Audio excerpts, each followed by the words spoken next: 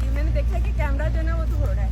जैसे एक रोबोट होना चाहिए था जिसके पास, या मुझे लगता है कि हम बगी के पीछे अपना कैमरा लगा देते हैं और बगी आस्ता आस्ता आगे जाएगी और हम आस्ता आस्ता बगी के पीछे जाएंगे। इधर हमारी मैडम आ रही है, मैडम नींद में, बाकी सब जो है ना वो फॉर्म में है, लेकिन मैडम हमारी नींद में। और ये बच्चे इतने शरारती हैं, ये बच्चे इतने, ये लड़के शरारती हैं, उसे उठा कर लेके आएंगे चलो, क्योंकि अगर वो नहीं गई तो फिर इनका भी चांस लेगा। ऐसा फिर हमने कहना था कि बाजी के पास रहो, और इसलिए बाजी के बाजे उस बच्चे ने, ये जो सबसे छोटा बच्चा है, ये जो सबसे छोटा बच्चा है हमजा आमिर खान, इस बच्चे ने अपने रूम से मुझे इतने फोन किए हैं, पता नहीं मेरी आवाज आ रही है कि नहीं, लेकिन आप लोग जो ना बस समझ जाए कि मैं क्या कहना चाह रही हूँ। इधर आ जाओ।